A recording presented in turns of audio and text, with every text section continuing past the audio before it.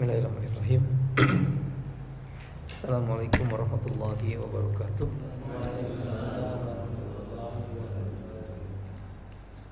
Innal hamdalillah nahmaduhu wa nasta'inuhu wa nastaghfiruh wa na'udzu billahi min shururi anfusina wa min sayyiati a'malina. May yahdihillahu fala mudilla lahu wa may yudlil falan tajida lahu waliyyan mursyida.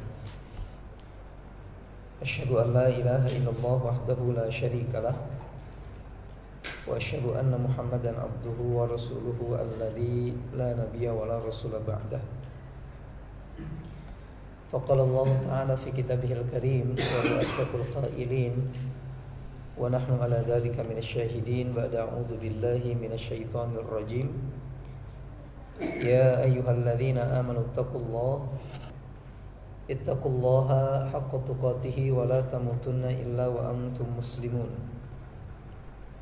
Wa qala ya ayyuhalladzina amanu ittaqullaha wa qulu qawlan sadida yuslih lakum a'malakum wa yaghfir lakum dhunubakum wa may yuti'illaha wa rasulahu faqad faza fawzan 'azima. Amma ba'du. فإن أصدق الحديث كتاب الله وخير الهدى هدى محمد صلى الله عليه وسلم وشر الأمور محدثاتها فإن كل محدثة بدعة وكل بدعة ضلالة وكل ضلالة في النار. Ikhwan fillah rahimakumullah. Alhamdulillah, kembali kita memuji Allah Subhanahu wa taala karena di kesempatan pagi ini dengan izin Allah kita dipertemukan kembali. Dan dengan izin Allah kita diberikan kesempatan untuk sama-sama bisa melaksanakan sebuah kegiatan aktivitas yang disebut dengan talabul ilmi. Mudah-mudahan Allah Subhanahu wa taala menjadikan setiap langkah-langkah kita ke tempat ini sebagai bagian dari pemberat timbangan kebaikan kita kelak pada hari kiamat. Selanjutnya salawat salam semua senantiasa Allah limpah curahkan kepada Nabi kita Muhammad sallallahu alaihi wasallam. Ikhwan fillah rahimakumullah, sebelum kita berlanjut ke pembahasan atau tema kita di kesempatan pagi ini berkenaan dengan salat jenazah, izinkan ana memulainya kajian kita di pagi ini dengan sebuah pertanyaan, Pak. Mau dijawab langsung boleh, mau jawab pakai hati juga boleh, Pak.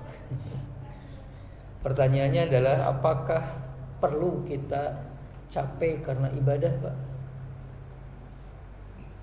Perlu nggak capek karena ibadah? Kayak kita habis olahraga kan capek, keluar keringat gitu, kemudian atau dalam aktivitas yang lain capek, lelah, letih gitu. Perlu nggak ibadah sampai begitu, Pak?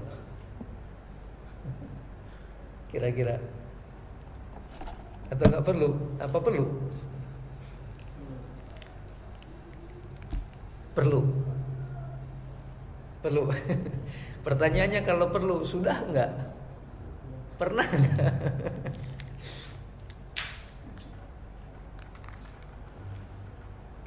Kita memuhasabah diri kita, ikhwan fillah rahimakumullah. Kalau seandainya kita mengatakan perlu, pertanyaan berikutnya, sudah enggak, pernah enggak kemudian kita merasakan letih untuk beribadah atau karena beribadah setelah beribadah? Kalau kemudian jawabannya adalah tidak pernah, maka ada kemungkinan kita belum beribadah, atau ada kemungkinan kita pelaksanaan ibadahnya malas-malasan, Pak.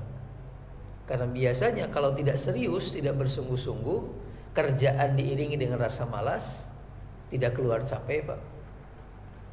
Yang ada malah keluh kesah, karena dari awal sudah berat melaksanakannya, malas gitu. Karena konsekuensi dari ibadah itu memang diantaranya capek. Ibadah itu kan sebuah aktivitas yang pasti mengeluarkan tenaga, ada kegiatan. Jadi capek itu kadang sesuatu yang logis gitu, Pak, normal. Justru kalau kemudian tidak normal, ada hal yang keliru di dalamnya. Kalau kemudian jawaban kita justru pengennya ibadah itu tidak capek, hati-hati. Takutnya ini adalah sifat kemunafikan. Karena orang-orang munafik ketika beribadah kepada Allah Subhanahu wa taala, mereka tidak ingin merasakan capek, malah mereka berbahagia, Pak, kalau seandainya ketika mereka beribadah kepada Allah Subhanahu wa taala, kemudian tidak mereka kerjakan, senang dengan pelaksanaan itu gitu. Paham? Mereka bahagia ketika diperintahkan Allah tapi tidak mengerjakannya, justru senang gitu mereka, Pak. Ada di Quran surat saya lupa surat dan ayatnya. Kalau tidak salah, firman Allah Subhanahu wa taala dalam sebuah ayat itu, saya masuknya di sini ya. Belum. Benar, Pak. Kita bacakan sebuah ayat yang harus jadi perhatian kita. Karena kalau kemudian kita tertempel di sifat kemunafikan, ini bahaya. Di Quran surat At-Taubah ayat yang ke-8, Allah mengatakan farihal mukhallafuna bimaq'adihim khilafa rasulillahi wa karihu an yujahidu bi amwalihim wa anfusihim fi sabilillah. Orang-orang yang tidak ikut perang bersama dengan Nabi, kemudian mereka duduk-duduk di Madinah, merasa bahagia dengan duduknya mereka, senang gitu karena gak ikut perang. Mereka benci kalau harus ikut perang bersama Nabi, berjuang bersama Nabi, gak mau, apalagi kalau harus mengorbankan jiwa dan harta mereka. Ini sifat-sifat orang munafik ketika berjuang di jalan Allah Subhanahu wa taala. Jadi bukan pengen rasa capek, justru kalau gak capek senang gitu. Waliyadzubillah tumaliyadzubillah. Di ayat yang lain juga Allah mengatakan wala yunfikuna illa wahum karihun. Orang munafik itu kalau mereka berinfak terpaksa infaknya. Malah dalam sebuah ayat yang lain dikatakan wala ya'tunas salata illa wahum kusala. Orang munafik itu ketika mendirikan salat, maka salatnya dalam keadaan malas-malasan, asal-asalan. Makanya Allah mengatakan ketika berbicara tentang mereka, fi salatihim sahun, ada lalai dalam salat mereka.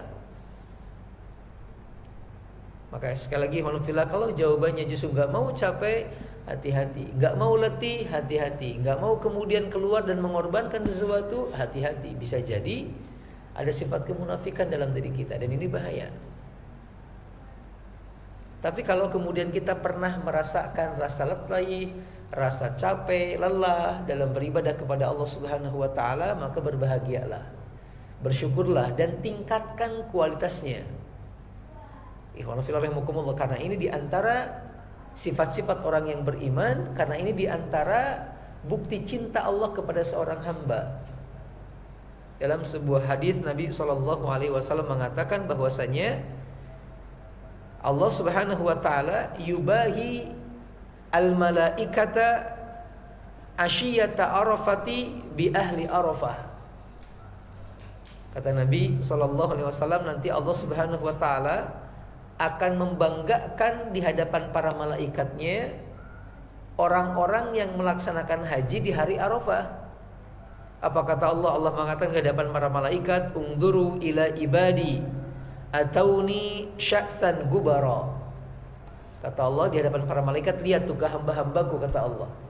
Mereka datang kepadaku dalam keadaan lelah, letih, dalam penuh dengan berdebu gitu. Kondisi mereka lusuh gitu. Justru Allah senang dengan kehadiran mereka dan orang-orang seperti ini.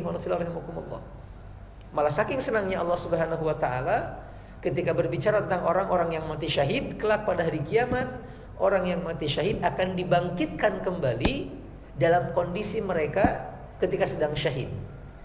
Jadi dari darah masih mengalir, Pak. Ini makanya penting, Pak, untuk bercapek-capek dalam ibadah. Perlu kita ketahui bahwasanya semua orang di dunia ini ketika beraktivitas untuk apapun merasakan rasa letih. Orang kafir capek, Pak. Kita capek, Pak, gitu. Yang melakukan mubah juga sama-sama capek.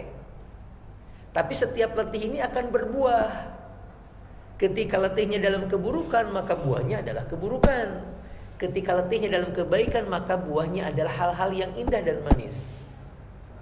Maka ketika kita akan beraktivitas, coba renungi kali-kali, Pak, kira-kira ujungnya apa nih gitu.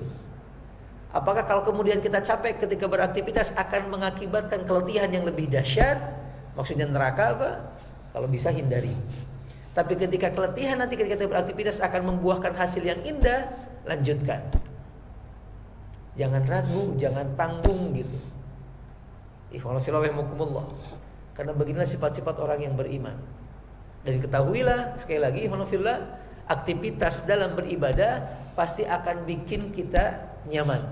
Atau saya mengutip perkataannya Ibnu Qayyim kalau tidak salah, kalau tidak Ibnu Taimiyah, antara dua itu, salah satunya mengatakan bahwasanya tujuan adanya ibadah yang Allah perintahkan kepada manusia bukan untuk menyusahkan manusia, bukan juga untuk membuat berat manusia. Walaupun letih dan capek itu merupakan konsekuensi dari ibadah. Tujuan utamanya adalah untuk bikin manusia nyaman, tenang dalam kehidupannya.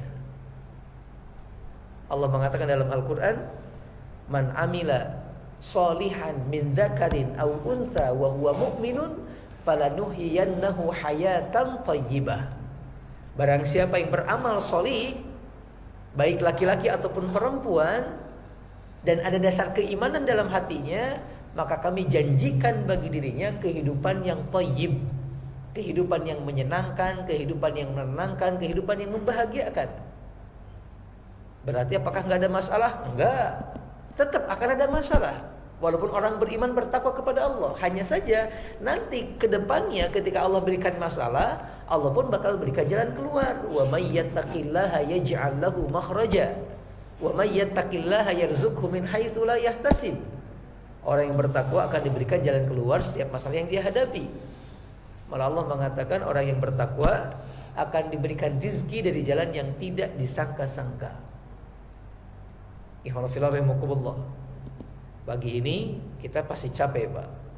Namun insya Allah jangan kemudian meremehkan kecapean kita di pagi ini, karena insya Allah akan memberikan dampak yang sangat indah, terutama kelak pada hari kiamat. Ikhwan fillah rahimakumullah. Taib ikhwan fillah rahimakumullah, seperti yang tadi kita sampaikan, materi kita di pagi ini berhubungan dengan masalah salat jenazah. Salat jenazah, materi yang belum sempat ya dulu. Berarti kita baru memandikan dan mengkafani saja. Sholatnya terlambat, Masya Allah, telat kita, Pak. Mohon maaf. Taib, kita akan mulai ikhwan fillah dengan beberapa perkara, beberapa hal yang berkaitan dengan mensolati jenazah. Pertama berkenaan dengan hukumnya. Apa hukum mensolati jenazah? Maka berdasarkan pendapat para ulama, pernyataan para ulama, didukung dengan dalil-dalil yang ada di dalam Al-Quran dan Al-Hadis, dikatakan bahwasanya salat jenazah hukumnya adalah fardu kifayah. Hukumnya fardu kifayah. Fardu kifayah itu adalah kewajiban, namun gugur untuk sebagian orang ketika sebagian yang lain sudah melaksanakannya. Ini ikhwan fillah rahimakumullah. Kalau nggak ada, atau kalau ada orang yang meninggal kemudian nggak ada yang sholatin, maka semuanya berdosa. Tapi kalau ada yang meninggal lalu ada yang menyolatin, walaupun satu orang, dua orang, tiga orang, maka yang lain tidak berdosa.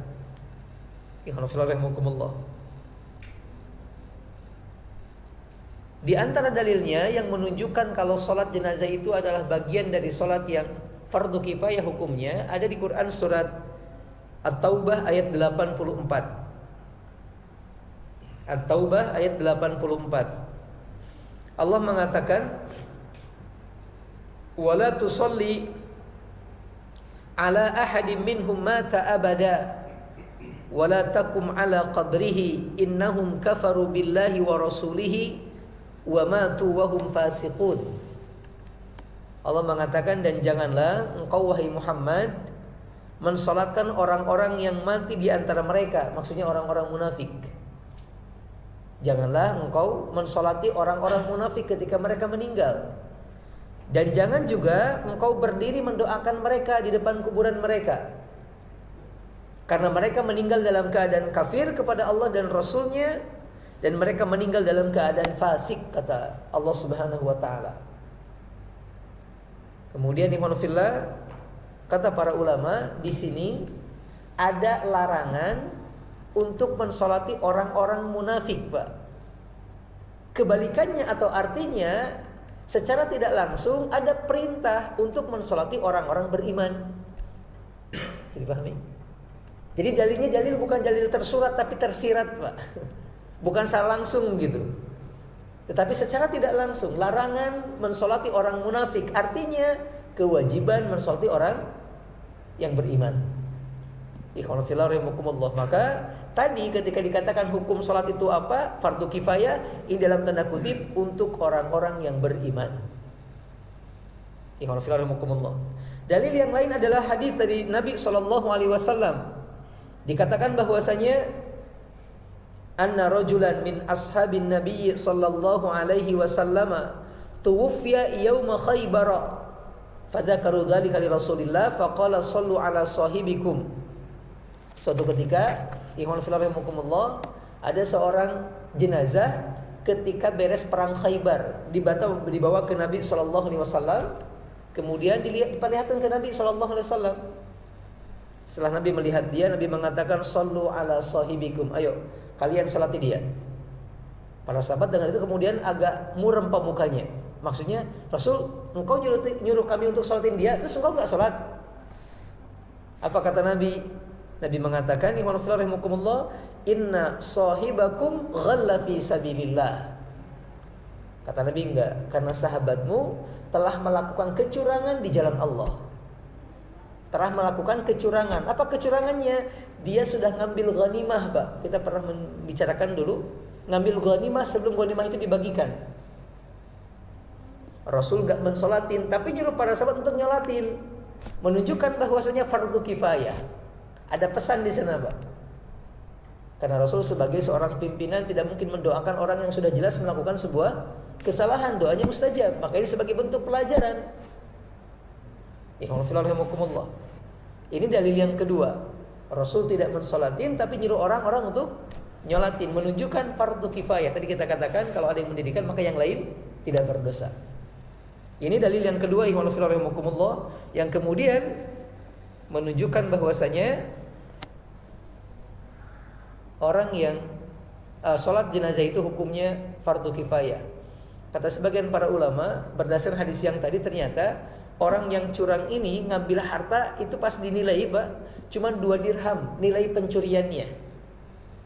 Cuman 2 dirham. 2 dirham itu berapa? Kemarin kita mengatakan 1 dirham sama dengan 3 gram perak. 2 dirham berarti 6 gram perak. 1 gram perak 30.000 kali 6 cuman 180.000 Pak nilainya. Tapi walaupun segini nilainya kecil gitu, waliyadzubillah, Rasul tidak mensolatinya. Ikhwan fillah rahimakumullah. Ini poin yang pertama. Berikutnya kemudian ikhwan fillah rahimakumullah, yang kedua, disyariatkan mensolati jenazah walaupun anak-anak, Pak, dengan catatan dia ketika meninggalnya sudah masuk ruh ke dalam jasadnya. Berarti termasuk bayi janin dalam kandungan yang keguguran atau meninggal di atas usia 4 bulan. Karena di usia 4 bulan lah kemudian Allah tiupkan ruh ke dalam jasadnya. Ikhwan fillah rahimakumullah. Hadis dalam sebuah riwayat Nabi SAW mengatakan, at-tiflu yusalla alaihi wa yud'a liwalidayhi bil maghfirati war rahmati. Anak-anak itu ketika meninggal maka disolatkan atasnya, didoakan kedua orang tuanya dengan ampunan dan rahmat Allah. Dalam ayat yang lain, dalam hadis yang lain bukan at-tiflu tapi as-saktu. As-saktu yusolli alaihi. As-saktu itu adalah janin yang meninggal dalam kandungan di atas usia 4 bulan. Namanya as-saktu, Pak. Dalam sebuah riwayat ada keutamaan buat para ibu yang punya bayi meninggal dalam kandungan. Kata Nabi, di kelak hari kiamat bayi ini bakal menarik-narik ibunya untuk masuk ke dalam surga. Tentunya dengan sabar kalau ibunya gitu. Tapi kalau ibunya tidak sabar, tidak ridho dengan ketentuan Allah, sampai dia melukai diri sendiri, melakukan larangan dalam agama, ini tidak ada keutamaannya, Pak. Yang ada malah ancaman bagi dirinya. Ikhwan fillah rahimakumullah. Ini poin yang kedua, ikhwan fillah rahimakumullah. Jadi walaupun anak kecil gitu, walaupun belum balik, walaupun kemudian belum pernah melakukan ketaatan sekalipun gitu, karena belum balik tetap disolatin. Dalam sebuah riwayat Nabi pernah diperlihatkan oleh Aisyah radhiyallahu taala anha seorang janin yang dibawa oleh para sahabat dan dia masih kecil. Apa kata Nabi? Beruntung sekali anak ini, kata Nabi. Kenapa beruntung? Allah akan menjadikan dia sebagai salah satu burung di surga. Allah akan menjadikan dia sebagai salah satu burung di surga karena ia belum pernah melakukan kejelekan sekecil apapun. Ini keterangannya. Kemudian keterangan yang menunjukkan kalau janin ditiupkan ketika usia 4 bulan. Nabi SAW berkata, Inna ahadakum yajma'u khalqahu fi batni ummihi arba'ina yawman nutfatan thumma yakunu alaqatan mithla dhalika thumma yakunu mudghatan mithla dhalika thumma yursalu ilaihi al-malaku fayunfakhu fihi ruha wa yu'maru bi arba'i kalimatin bi katbi rizqihi wa ajalihi wa amalihi wa syaqiyyun am sa'idun. Sesungguhnya proses penciptaan kalian di dalam rahim ibu kalian ketika usia 40 hari itu dalam bentuk nutfah. Ketika 40 hari kemudiannya itu dalam bentuk segumpal darah. 40 hari kemudiannya dalam bentuk segumpal daging. 40 tambah 40 tambah 40 120 sama dengan 4 bulan. Kemudian kata Nabi, pada saat itu kemudian ditiupkanlah ruh ke dalam janin tersebut. Makanya berdasarkan kedokteran juga biasanya di usia begini sudah mulai itu ada terasa gerakan-gerakan, Mbak. Apakah tendangan ataukah pukulan ataukah sundulan, mungkin begitu. Dan dia sudah dianggap sebagai satu jiwa karena sudah gerak, sudah hidup. Maka ketika meninggal dia disolati. Namun kata para ulama, hukum mensolati anak tidak seperti hukum mensolati orang dewasa.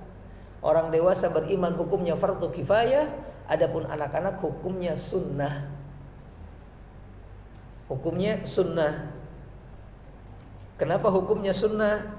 Karena ada sebuah riwayat yang menyebutkan bahwasanya mata Ibrahimu ibnu Nabi sallallahu alaihi wasallam wa huwa ibnu 18 syahran falam yusalli alaihi Rasulullah sallallahu alaihi wasallam.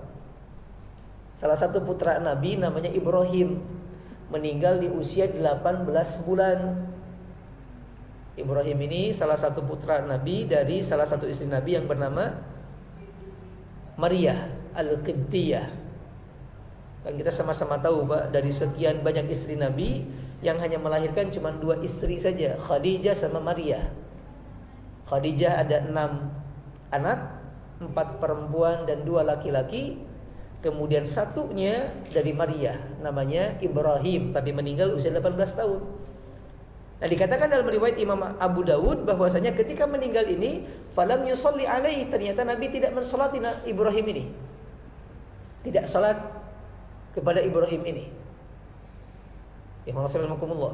Artinya menunjukkan perbedaan hukum, Pak. Karena di hadis sebelumnya dikatakan Nabi berkata bahwasanya bayi ketika meninggal disolatin. Ini Nabi enggak mensolatin. Berarti ada hukum yang berubah. Maka disimpulkan oleh para ulama hukumnya sunnah. Jadi ada 2 manusia, Pak, yang hukumnya sunnah untuk disolatin ketika meninggal. Satu bayi atau anak yang belum balik ketika meninggal. Yang kedua adalah orang-orang yang mati syahid. Orang-orang yang mati syahid juga sama hukumnya sunnah. Yang syahid yang mana? Syahid yang dunia akhirat, bukan syahid dunia ataupun bukan syahid akhirat. Kita pernah menyampaikan dulu, masih ingat bentuk-bentuk syahid, macam-macam syahid, masih ingat ya? Ada berapa macam, Pak? Ada syahid dunia, ada syahid akhirat, ada syahid dunia akhirat. Syahid dunia adalah orang-orang yang dianggap syahid tetapi pada akhirnya dia masuk ke dalam nerakanya Allah. Malah termasuk orang yang akan pertama kali masuk ke dalam neraka, yaitu mereka yang berperang di jalan Allah tapi niatnya sebatas ingin dianggap sebagai seorang pejuang, seorang yang pandai dalam berperang. Dan Allah tahu keadaan hati dan niatnya. Hari kiamat mereka dilemparkan ke dalam neraka. Ada kemudian syahid akhirat. Dia tidak meninggal dalam keadaan perang, meninggal dalam keadaan-keadaan yang lain. Namun Nabi menjaminkan kesyahidan atas mereka. Seperti contohnya meninggal dalam keadaan tenggelam, meninggal dalam keadaan tertabrak, meninggal dalam keadaan tertimbun bangunan yang tinggi gitu. Kemudian meninggal dalam keadaan terjatuh dari tempat yang tinggi.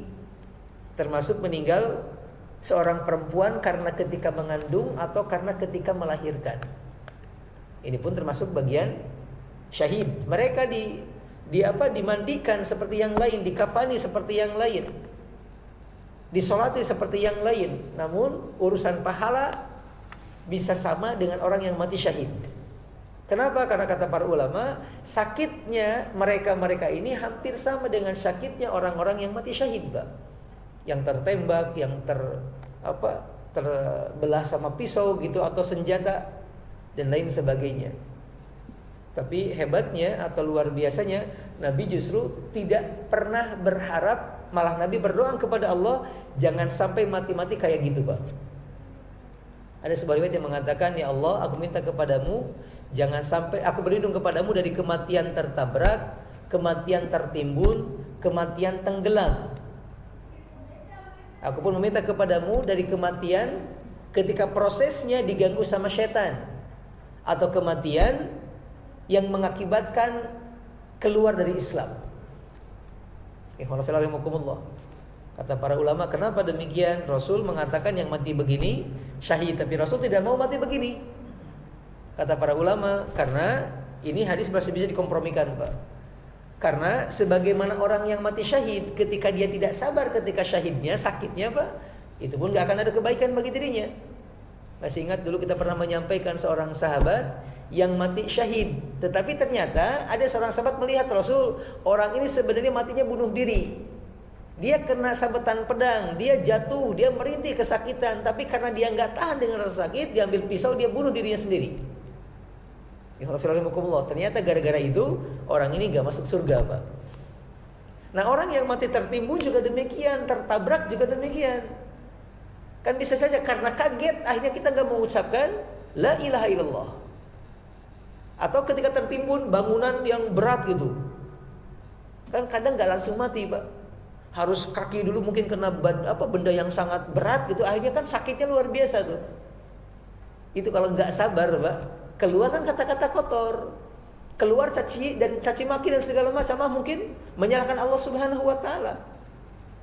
Maka ketika enggak sabar inilah kemudian kata para ulama yang mungkin membuat Nabi berdoa kepada Allah Subhanahu wa taala agar tidak dimatikan dalam kondisi begitu. Ikhwan fillah rahimakumullah. Ala kulli hal, ini yang kedua. Karena ada beberapa riwayat yang menunjukkan Nabi kadang mensolati jenazah yang mati syahid, tapi kadang juga Nabi tidak mensolatinya. Ikhwan fillah rahimakumullah. Berikutnya kemudian yang ketiga, ikhwan fillah, mensolati jenazah orang yang meninggal karena hukuman had. Ini pun disyariatkan, Pak. Hukuman had itu adalah hukuman yang diberikan kepada para pelaku maksiat tertentu. Contohnya perempuan yang telah berzina, kemudian dia dirajam, kemudian dia mati, maka tetap disyariatkan untuk mensolatinya. Jadi jangan kemudian dianggap gara-gara berbuat dosa atau dia pelaku dosa, Pak, udah jangan disolatin, dia mah pelaku dosa gitu. Enggak, ini keliru. Selama kita yakin dia masih seorang Islam, seorang Muslim, maka kita ada syariat dari Allah untuk mensolatinya. Dulu ada seorang sahabiah pun yang demikian. Ada seorang perempuan datang ke Nabi mengaku kalau dia telah berzina. Kemudian dia datang ke Nabi mengatakan, Rasul, saya pengen lepas dari dosa zina, maka tolong tegakkan hukum kepadaku. Kemudian Nabi mengatakan, apa buktinya Anda telah berzina? Dia mengatakan, ini Rasul, saya sedang hamil dari hasil perzinahan. Kemudian Nabi memanggil, mana walimu? Suruh ke sini, kata Nabi. Datang orang tuanya kemudian. Lalu Nabi mengatakan kepada keduanya, tolong jaga anakmu, berbuat baiklah kepadanya sampai dia melahirkan. Kemudian dibawa pulang, Pak. Setelah melahirkan, datang itu perempuan, mengatakan, Rasul, saya dulu perempuan yang mengakui kepada Anda setelah berbuat zina. Ini anak sudah lahir nih, gimana? Saya masih teringat dengan perbuatan dosa saya. Saya pengen hilang tuh dosa akibatnya gitu. Kata Nabi, ya udah pulang dulu aja, susui sampai 2 tahun. Pulang lagi, Pak, sampai 2 tahun tuh. Setelah 2 tahun datang lagi. Kemudian Rasul meminta seorang sahabat untuk menjadi kafil anak tersebut, jadi ngurus anak itu, Pak. Setelah diambil sama seorang sahabat untuk diurus, Rasul menegakkan hukuman sama perempuan ini. Digalikan satu lubang, disuruh masuk ke dalam sampai sekitar dada, Pak. Kemudian dilempari batu sampai meninggal dunia. Setelah wafat, Rasul mensolatinya, ikhwanillah. Rasul mensolatinya. Umar bertanya kepada Rasul, Anda mensolati dia? Seolah-olah mengingkari perbuatan Nabi gitu. Kok kan ini orang berdosa gitu. Kata Nabi, seandainya taubat perempuan ini dibagikan ke 70 ahli Madinah, maka itu cukup bagi mereka semua. Artinya kata para ulama, perempuan sudah bertaubat kepada Allah dengan taubat yang maksimal, Allah menerima taubatnya, maka dia layak untuk disolati. Tapi pelajarannya adalah tadi, pelaku maksiat juga disolatin, Mbak.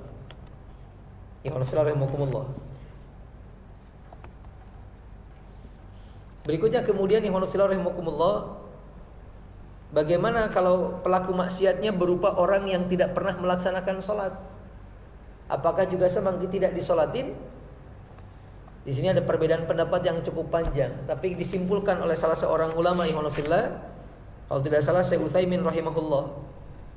Beliau mengatakan bahwasanya sekiranya Anda ragu dia meninggalkan sholat atau tidak, maka tetap sholati dia. Tapi kalau sekiranya Anda betul-betul yakin dia tidak pernah sholat sama sekali, maka tidak perlu mensolatinya. Karena meninggalkan sholat itu merupakan dosa besar. Malah meninggalkan sholat dengan alasan mengingkari kewajibannya itu merupakan perbuatan kufur, Pak. Meninggalkan sholat lebih besar dosanya daripada berbuat zina, daripada membunuh, dan dosa-dosa besar lainnya berhubungan dengan kezaliman. Kenapa? Karena meninggalkan sholat merupakan bentuk kezaliman kepada Allah Subhanahu wa ta'ala.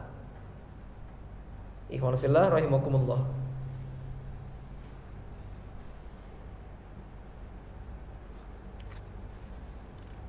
Malah kata sebagian para ulama, kalau Anda ragu, Pak, orang ini sholat apa tidak, maka Anda bisa merubah redaksi doa Anda ketika sholat jenazah. Kan kalimatnya Allahumma gfirlahu warhamhu wa'afihi wa'fu anhu. Anda bisa mengatakan Allahumma in kana mu'minan faghfir lahu warhamhu, dan selanjutnya. Ada kalimat in kana mu'minan yang artinya kan kalau tanpa itu kalimatnya ya Allah ampuni dia, berikan rahmat kepada dia, berikan afiah kepadanya, maafkan dia gitu. Tapi kalau ada kalimat in kana mu'minan, maka artinya ya Allah kalau orang ini beriman maka ampuni dia. Ada ditahsis gitu, Pak. Ditambahin dengan pengkhususan. Berikutnya kemudian bagaimana kalau orang itu orang yang punya hutang, apakah dia juga disolati? Berdasarkan hal ini, kesimpulannya adalah 6. Orang yang punya hutang juga disolatkan. Memang ada riwayat yang mengatakan Rasul tidak mensolati orang yang punya hutang. Betul. Pernah datang seorang sahabat membawa jenazah, minta untuk disolatin. Nabi bertanya, punya hutang gak orang ini? Mereka mengatakan punya, Rasul. Akhirnya Rasul mengatakan, ya udah kalian solati, aku tidak mensolatinya. Di dalam riwayat yang lain kemudian ada sahabat lain datang bawa jenazah, ditanya punya hutang gak ini kemudian? Selanjutnya kata sahabat, Rasul punya. Tapi ada seorang sahabat yang mengatakan, Rasul, saya yang akan bayarkan hutangnya. Ketika mendengar ada orang yang menjaminkan ada orang yang mau bayar hutang beliau, Rasul mensolatinya kemudian. Tapi selanjutnya kemudian Nabi pernah mengatakan bahwasanya ana aula bikulli mu'minin min nafsihi, faman taraka dainan fa alayya qada'uhu wa man taraka malan faliwarathatihi. Kata Nabi SAW, aku adalah orang yang paling berhak terhadap diri seorang mukmin daripada dirinya sendiri. Maka barang siapa yang meninggal dunia kemudian meninggalkan hutang, maka aku akan melunasinya, kata Nabi. Dan barang siapa yang meninggalkan harta, maka harta itu bagi ahli warisnya. Setelah hadis ini Pak, Nabi kemudian mensolati jenazah. Karena Nabi punya kewajiban atas perintah Allah untuk melunasi hutang-hutang yang punya hutang ketika meninggal dari Baitul Mal di antaranya.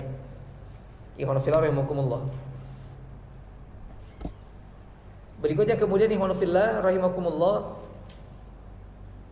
bagaimana, apakah diperbolehkan mensolati jenazah yang dimakamkan sebelum disolatkan? Jawabannya diperbolehkan. Ya.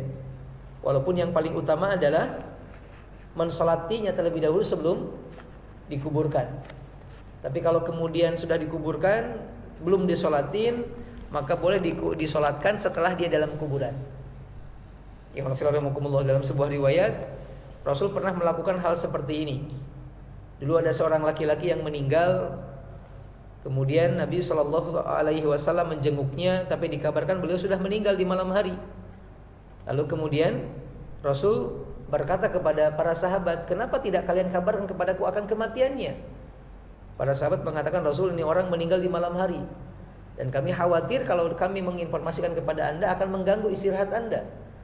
Akhirnya kemudian Rasul meminta untuk diantarkan ke kuburannya Pak. Setelah kemudian di depan kuburan, Rasul mensolati beliau dengan didampingi oleh beberapa sahabat. Ini jadi diperbolehkan. Kalau salat gaib gimana? Salat gaib tidak sama dengan salat di depan kuburan. Salat di depan kuburan itu berlaku sampai 30 hari Pak.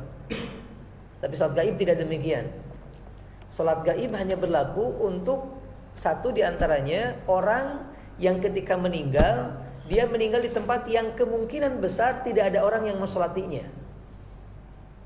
Karena ada sebagian orang beranggapan bahwasanya salat gaib itu diberikan kepada orang-orang yang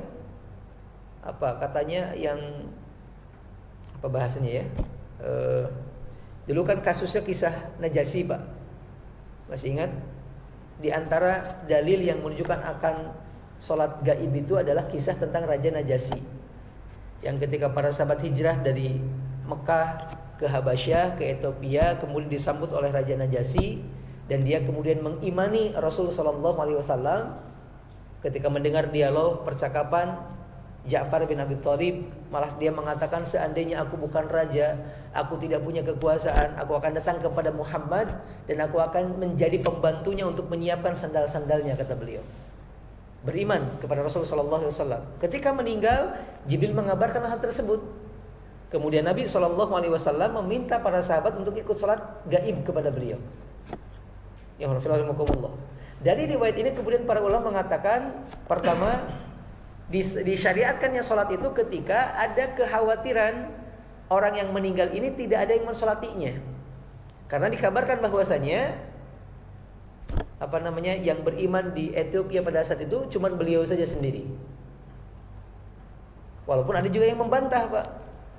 Yang membantah mengatakan bahwasanya nggak mungkin seorang raja yang terkenal ketika masuk Islam tidak ada satupun yang ikut dengan dia. Nggak mungkin katanya gitu.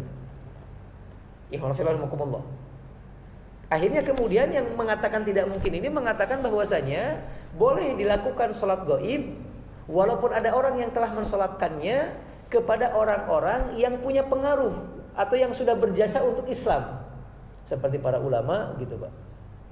Melihat kasusnya Raja Najasyi, intinya adalah untuk sekedar mensolatkan orang-orang yang biasa ini tidak dianjurkan Pak. Tidak seperti kebiasaan sebagian orang yang sering begitu kan, ada sebagian orang yang bermudah-mudahan gitu. Dikit-dikit salat gaib, dikit-dikit salat gaib gitu. Kenapa? Karena tadi hukumnya aja udah fardu kifayah, sudah tergantikan sama yang lain. Maka yang belum juga tidak perlu. Ikhwan fillah rahimakumullah. Ini berkenaan dengan salat gaib. Berikutnya kemudian ikhwan fillah rahimakumullah, kita masuk ke aturan-aturan dalam pelaksanaan salat jenazah. Aturan yang pertama, salat jenazah dilakukan secara berjamaah. Dan ini yang lebih utama. Dilakukan secara berjamaah. Kenapa? Karena dalam prakteknya Nabi ketika salat jenazah itu pasti berjamaah dengan yang lain, Pak. Dan Nabi mengatakan, "Shallu kama ra'aitumuni usolli." Salatlah kalian sebagaimana melihat aku salat. Yang kedua kemudian, ikhwanul fillah rahimakumullah, kalau memungkinkan salat jenazah minimal dilakukan oleh 3 orang. Tidak kurang dari itu.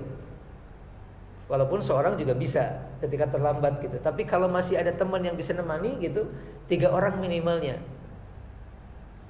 Berdasarkan sebuah riwayat dikatakan bahwasanya Abu Talhah pernah mengundang Nabi untuk menghadiri prosesi kematian putranya Abdullah. Lalu kemudian Nabi datang, masuk ke rumahnya Abu Talhah, melihat jenazah Abdullah bin Abi Talhah. Kemudian Nabi meminta Abu Talhah untuk berdiri di belakang Nabi, dan meminta kemudian Ummu Salamah, istrinya Abu Talhah, untuk berdiri di belakang Abu Talhah. Jadi kan kalau berjamaah salat biasa kiri kanan, Pak, berdampingan. Tapi kalau jenazah enggak, belakang-belakang. Rasul, Abu Talhah, Ummu Salamah.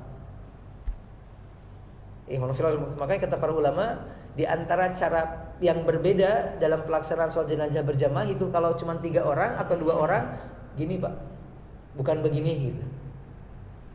Berdasarkan hadis ini, riwayat Imam Al-Hakim dan dikatakan sahih menurut syaratnya Imam Bukhari dan Muslim. Ikhwan fillah rahimakumullah.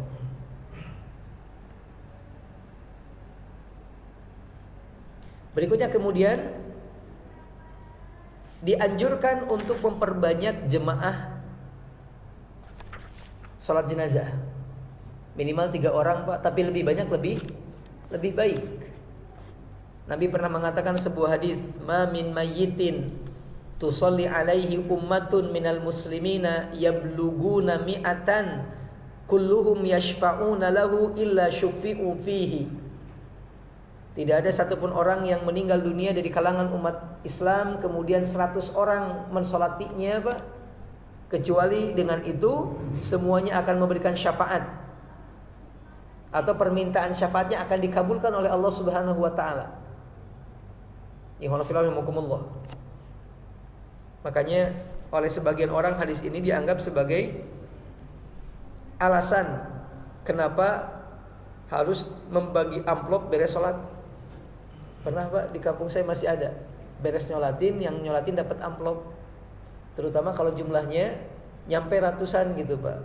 Karena berarti yang meninggal insya Allah masuk surga. Tapi enggak juga demikian. Di hadis yang lain Nabi mengatakan, "Ma min rajulin muslimin yamutu fayaqumu ala janazatihi arba'una rajulan ya la yusyrikuna billahi syai'an illa syafa'ahumullahu fihi." Tidak ada seorang muslim pun yang meninggal kemudian 40 laki-laki mensolatinya, dan 40 orang ini tidak menyekutukan Allah dengan sesuatu apapun, maka Allah akan mengabulkan permohonan mereka, doa-doa mereka. Ada di sini disifati, Pak. Kalau tadi kan disifati, yang penting jumlah 100 gitu. Ini mah disifati semuanya tidak melakukan kemusyrikan. Artinya ahli tauhid gitu, Pak. Maka tadi saya katakan belum tentu juga, walaupun 100 gitu. 40 yang penting tauhid, insyaallah luar biasa. Ya alhamdulillah. Intinya adalah sebaiknya lebih banyak lebih baik. Berikutnya kemudian alhamdulillah disunnahkan ketika sholat walaupun jumlahnya sedikit untuk membentuk 3 barisan, Mbak. Ini contohnya cuma masuk berapa orang? 20 orang. Kalau bisa dibentuknya 8, 7, 5. Jadi 1 baris, 2 baris, 3 baris. Walaupun ke sana pinggir kiri kosong gitu, Pak. Ada sebuah riwayat yang dikatakan bahwasanya shalla Rasulullah sallallahu alaihi wasallam ala janazatin wa ma'ahu sab'atu nafarin. Rasul pernah sholat jenazah nih, dan bersama dengan Nabi cuma 7 sahabat saja. 7 sahabat. Faja'ala thalathata soffan wathnaini soffan wathnaini soffan. Lalu Rasul menjadikan beliau menjadikan 3 orang dalam 1 barisan, diikuti 2 orang dalam 1 barisan kedua, dan 2 orang lain di barisan ketiga. 3, 2, 2, jumlah 7, Pak. Padahal cuma 7 orang, bisa langsung 7 orang 1 sof gitu, tapi dijadikan 3 baris. Dalam hadis yang lain dikatakan bahwasanya Rasul bersabda, "Ma min muslimin yamutu fayusalli alaihi thalathatu sufufin minal muslimina illa aujaba." Tidaklah seorang muslim meninggal dunia kemudian salat atasnya 3 sof dari orang-orang Islam, illa aujaba, melainkan wajib Allah berikan ampunan kepadanya. Ada kalimat 3 sof di sini. Maka tadi dikatakan Nabi melakukannya, menjadikannya 3 sof. Berikutnya kemudian yang berhak jadi imam. Sebagian orang beranggapan yang berhak jadi imam adalah orang yang terdekat dengan si jenazah. Namun kata sebagian para ulama, yang berhak jadi imam adalah pertama pemimpin di tempat itu, wali di tempat tersebut. Wali itu maksudnya pemimpin, bukan wali yang lain. Dalam sebuah riwayat dikatakan dulu ketika wafatnya Al Hasan bin Ali, putranya Ali bin Abi Thalib radhiyallahu taala anhuma, kemudian Al Husain meminta kepada Sa'id ibnul As yang waktu itu merupakan gubernur Madinah, Pak, untuk memimpin sholat jenazah, sambil mengatakan, kalaulah ini bukan sunnah, aku nggak akan memerintahkanmu untuk mengimami sholat jenazah. Artinya kata para ulama, ada sunnah yang orang pada nggak tahu hari ini. Terutama kalau pelaksanaannya di masjid, maka yang berhak adalah imam masjid. Karena menjadi imam sholat jenazah juga berkaitan dengan syarat menjadi imam untuk sholat-sholat yang lain. Harus yang paling bagus bacaannya, yang paling tahu tentang agama Allah Subhanahu wa taala, agar tidak ada kesalahan dalam sholatnya.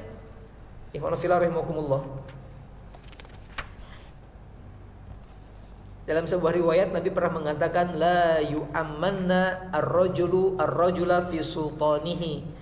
Janganlah seseorang di antara kalian jadi imam di tempat yang bukan tempat tinggalnya. Jadi imam di tempat yang bukan daerah kekuasaannya.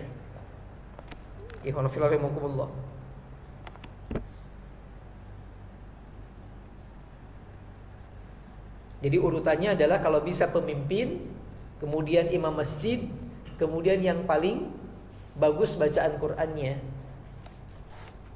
Cuman mungkin karena hari ini para pemimpin kita kebanyakan tidak bagus bacaan Qur'an, jadi perlu dikoreksi juga, Pak.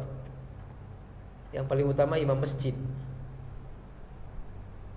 Mudah-mudahan ke depan para pemimpin-pemimpin kita adalah orang-orang yang tahu tentang syariat, orang-orang yang soleh terutama. Berikutnya kemudian, apakah boleh melaksanakan sholat berjamaah di masjid, sholat jenazah di masjid? Jawabannya boleh. Walaupun kata para ulama, lebih baiknya ada tempat yang khusus untuk pelaksanaan sholat jenazah, tapi diperbolehkan.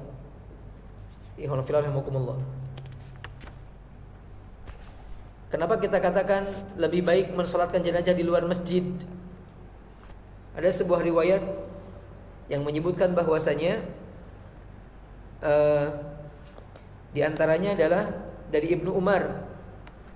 Dulu ada orang-orang Yahudi datang kepada Nabi membawa jenazah seorang laki-laki dan perempuan yang berbuat zina. Kemudian beliau memerintahkan keduanya untuk dirajam. Setelah itu kemudian dirajam dua sosok ini di tempat meletakkannya jenazah, yaitu di samping masjid. Kalimat meletakkan jenazah, tempat meletakkan jenazah menunjukkan ada kekhususan di sini gitu. Jadi bukan disolatin yang itunya, yang zinanya, tapi tadi diletakkan atau apa? Dijilid, dirajam di tempat yang dekat dengan peletakan jenazah. Berarti ada tempat yang khusus, Pak, untuk mensolati jenazah. Rahimakumullah. Dalam riwayat yang lain juga ada Muhammad bin Abdullah bin Jahsy, beliau mengatakan, kunna julusan bi fina'il masjidi haitsu tudha'ul janaizu. Kami pernah duduk-duduk di beranda masjid, yaitu tempat jenazah biasa diletakkan. Kami pernah duduk-duduk di halaman masjid tempat jenazah diletakkan, menunjukkan di sini tempatnya sholat di antaranya. Namun kalaupun di dalam masjid diperbolehkan, karena dulu juga ada seorang sahabat disolatkan oleh Nabi di dalam masjid.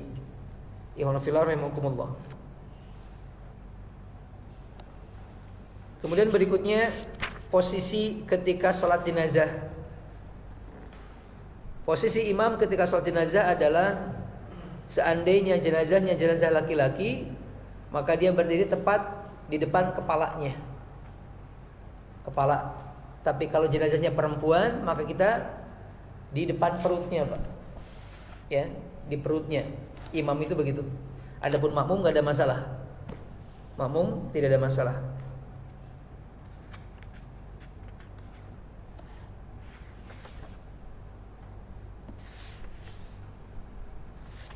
Dikarenakan sholat jenazah ini tidak ada ruku dan tidak ada sujud, maka diperbolehkan jaraknya tidak terlalu jauh, Pak. Langsung berrapat juga nggak ada masalah gitu, berdekatan gitu. Yang penting bisa untuk takbir, tidak perlu 1, 2, 3, 4 gitu, ya. Kemudian kalau jenazahnya banyak, boleh disolatin satu-satu, atau boleh juga disolatin langsung sekaligus. Hanya saja yang paling dekat dengan imam adalah sosok laki-laki yang dewasa, atau kalau perempuan anak kecil, maka yang dekat dengan imam adalah yang anak kecil laki-laki. Jadi posisinya kayak sholat aja. Kan kalau sholat, laki-laki jadi imam, perempuan jadi makmum. Contoh, yang meninggal ada suami, ada istri, ada anak laki-laki dan ada anak perempuan, maka susunannya adalah imam, kemudian di depannya banget adalah suami, di depannya di depannya lagi adalah anak kecil, di depannya lagi adalah istrinya, anak perempuannya, di belakangnya lagi adalah istrinya. Kalau yang meninggalnya adalah ibu dan anak, maka anak laki-laki di depan. Nah gitu. Jadi dibalik, Pak. Posisinya dibalik. Berikutnya kemudian cara sholat jenazah. Cara sholat jenazah yang paling ringkas adalah, pertama, sholat ini dilakukan sebanyak 4 kali takbir. Takbir yang pertama mengatakan atau membaca surat Al-Fatihah. Surat Al-Fatihah. Setelah itu kemudian takbir kembali, dan di takbir yang kedua membaca sholawat seperti sholawat dalam tahiyat.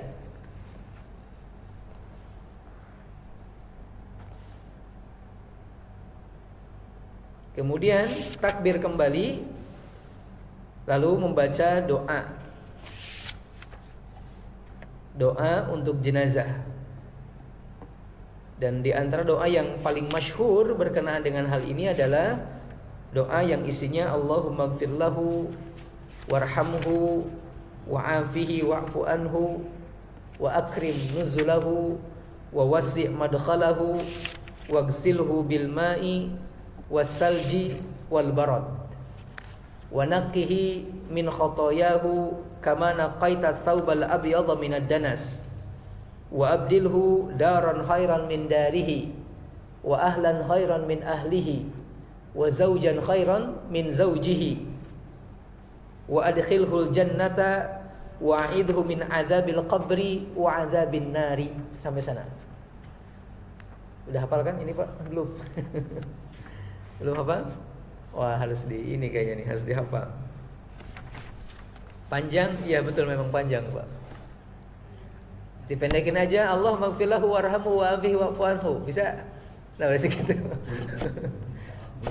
Kalau berbicara boleh, boleh. Tapi berbicara keutamaan, Bapak kalah dengan yang banyak. Kalau berbicara boleh, boleh. Tapi berbicara keutamaan, Bapak kalah. Dan jauh kalahnya Pak. Ya Allah, maka sebaiknya dihafal. Sebaiknya dihafal. Beres doa ini kemudian takbir lagi dan kemudian salam. Cuma segitu aja. Itu yang paling simpel. Allahu Akbar, kemudian baca Fatihah. Bismillahirrahmanirrahim. A'udzubillahi minasyaitonirrajim. Bismillahirrahmanirrahim sampai waladhdallin. Amin. Kemudian Allahu Akbar. Allahumma shalli ala Muhammad wa ala ali Muhammad kama shallaita ala Ibrahim wa ala ali Ibrahim innaka Hamidum Majid wa barik ala Muhammad wa ala ali Muhammad kama barakta ala Ibrahim wa ala ali Ibrahim fil alamin innaka Hamidum Majid. Kemudian Allahu Akbar. Allahumma ighfir lahu warhamhu wa'afihi wa'fu anhu wa akrim nuzulahu wa wasi' madkhalahu waghsilhu bil ma'i wath thalji wal barad wa naqihi min khatayahu kama naqaita thawbal abyadha min ad-danas wa abdilhu daran khairan min darihi wa ahlan khairan min ahlihi wa zawjan khairan min zawjihi wa a'idhu min wa adkhilhul jannata wa a'idhu min adzabil qabri wa adzabin nar. Kemudian Allahu Akbar, Assalamualaikum. Selesai. Enggak nyampe 5 menit. Boleh. Itu bisa nanti gini Pak. Ada yang kemudian cara kedua. Cara kedua adalah pertama baca takbir dengan sholawat. Cara yang kedua, takbir kedua baca doa. Takbir ketiga baca doa. Takbir keempat baca doa. Nah di takbir keempat itu baca itu Pak. Yang Allahumma la tahrimna ajrahu wa la taftinna ba'dahu waghfir lana wa lahu. Ada sebagian mengatakan pokoknya di dalamnya baca doa untuk si jenazah itu sudah cukup. Jadi kalau tidak hafal tadi bisa Pak. Kalimatnya Allah maghfirlahu warhamhu wa'afihi wa'fu anhu diulang-ulang gitu. Tapi kalau mengikuti sunnah Nabi akan lebih utama dan afdal. Ya rahimahumullah. Nanti ada kalimat juga yang Allahumma ighfir li hayyina wa mayyitina wa syahidina wa ghaibina wa kabirina wa dzakarina wa unthana gitu. Dan selanjutnya itu pun diperbolehkan. Tapi kita sedang menyampaikan yang simpel yang disebutkan oleh sebagian para ulama. Cuman takbir, Fatihah, takbir, sholawat, takbir, doa, takbir, salam. Ya Allah. Siap dihafal 1 minggu ini Pak? Yang 2 minggu nanti 2 minggu nanti dites gitu satu-satu. Memang harus ya Allah. Harus hafal. Walaupun jarang dipakai tapi harus hafal. Karena ini merupakan kebaikan terakhir kita bagi seseorang yang di atas muka bumi, Pak. Betul kan? Orangnya masih ada nih, walaupun sudah meninggal tapi masih ada jenazahnya gitu. Kebaikan terakhir kita, Pak. Terakhir hanya mendoakan dia. Apalagi kalau dia orang tua kita, kan harus lebih benar kita bacaannya, lebih bagus gitu. Ini penting ya, Allah. Ini penting. Ini. Kemudian bagaimana yang masbuk? Kalau yang masbuk bagaimana nih? Dia kemudian masuk rakaat ketika sudah masuk salat ketika sudah takbir ketiga atau takbir kedua gitu. Kata para ulama adalah setelah salamnya imam dia takbir kembali. Kemudian membaca di dalamnya bacaan yang belum dia baca. Jadi ketika dia masuk takbir yang kedua, contoh Pak, lagi imam kan, masuk takbir kedua nih, maka bacanya bacaan takbir kedua, sholawat. Kalau masuk bacaan takbir ketiga, takbir yang ketiga. Nanti setelah itu sisanya takbir yang pertama dan takbir yang kedua. Kalau ketinggalan sholat jenazah. Beda dengan kalau ketinggalan sholat Jumat. Kalau ketinggalan sholat Jumat dihitung sholat Jumat kalau minimal dapat ruku, Pak. Tapi kalau dapatnya setelah ruku terakhir, maka dia harus sholat 4 rakaat.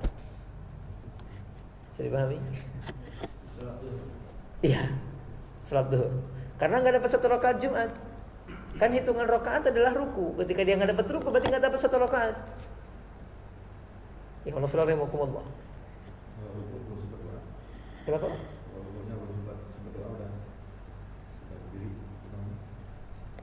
Kalau kita takbirnya pas mau ruku, dia sedang ruku apa sudah bangkit, Pak? Iya, terus kemudian kita ruku.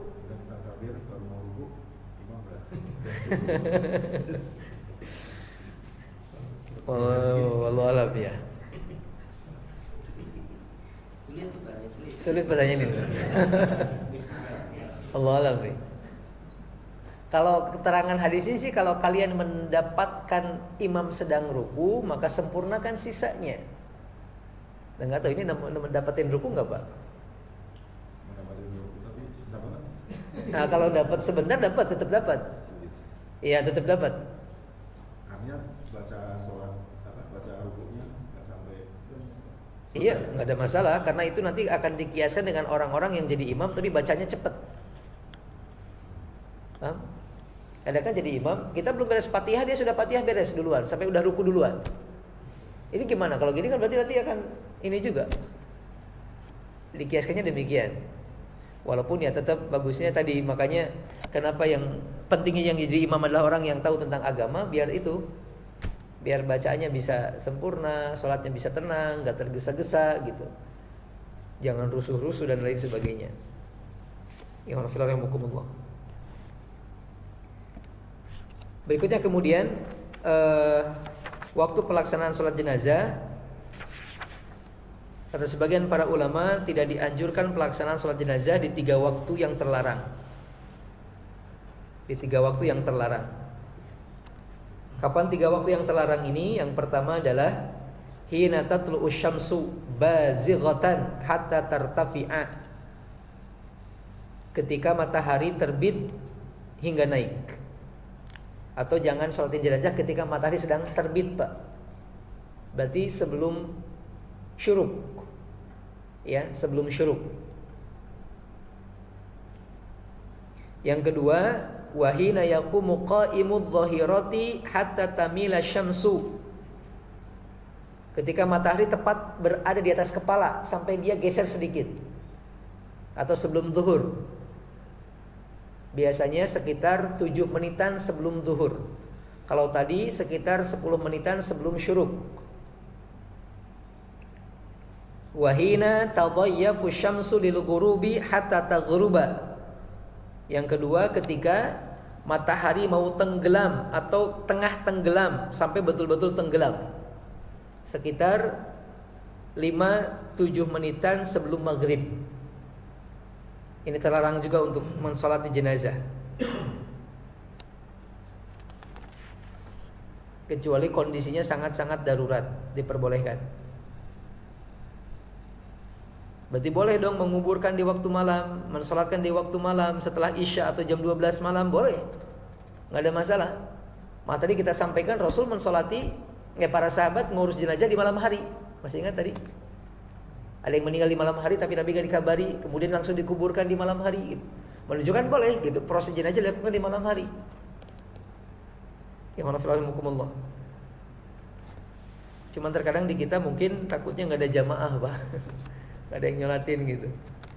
Maka ditungguin sampai pagi dulu gitu, baru kemudian paginya dikuburkan.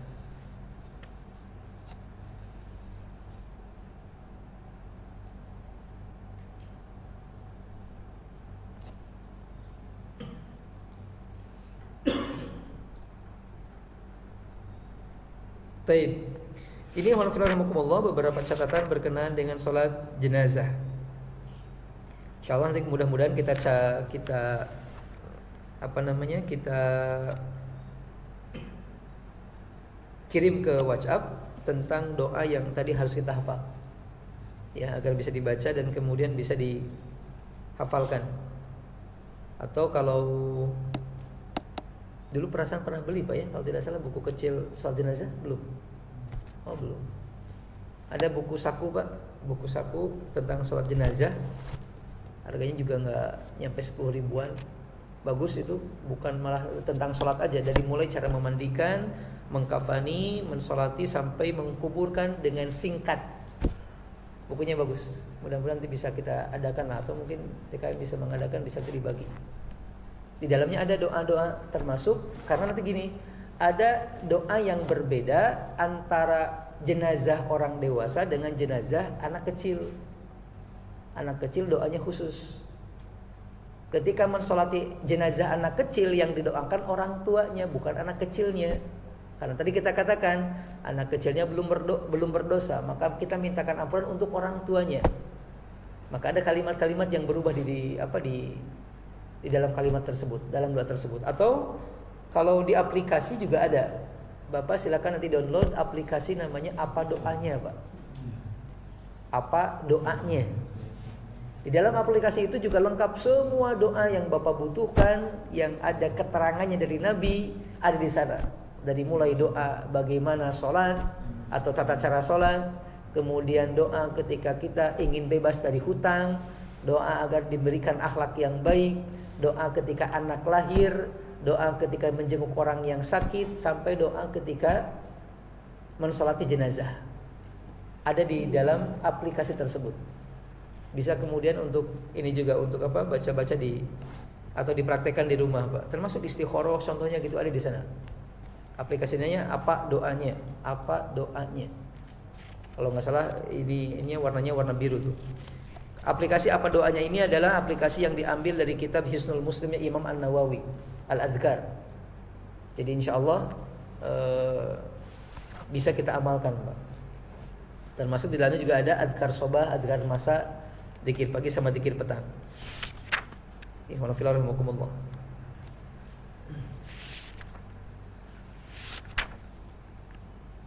Taib, ini barangkali berkenaan dengan sholat jenazah. Kalau ada yang mau kita diskusikan, kita buka forum insyaallah, silakan. Waalaikumsalam warahmatullahi. Yang pertama mengenai amplop, Ustaz. Iya. Karena saya pernah mengalami ketika masyarakat jenazah, tahu-tahu ini kita udah masukin. Nah, itu secara penyikapan sebaiknya bagaimana? Nah. Terus yang kedua, ketika sebelum memulai sholat jenazah, yang kebanyakan sekarang kita menceritakan siapa yang akan kita sholatkan, kemudian kebaikan-kebaikan beliau, kemudian para jemaah menyaksikan kebaikan-kebaikannya. Itu Nah, taib. Wallahu a'lam bishawab. Yang pertama, yang Anda ketahui bahwasanya kita tidak dianjurkan menerima amplop ketika mensolati jenazah. Karena kenapa? Pertama, ini adalah salah satu kewajiban kita sebagai seorang muslim kepada muslim yang lain. Inilah beliau antara bentuk kebaikan, maka usahakan niatnya karena Allah, berharap pahala dari Allah Subhanahu wa taala. Dan bagi kita juga orang-orang yang jenazahnya disolatin sama yang lain, tidak perlu repot-repot, Pak. Tidak perlu repot-repot untuk kemudian menyiapkan amplop atas apa yang sudah mereka lakukan untuk keluarga kita yang meninggal dunia. Ya. Kenapa? Pertama, kalau itu adalah harta dari si jenazah, maka kita telah berbuat zalim. Karena harta si jenazah ini milik ahli warisnya. Ini bahaya.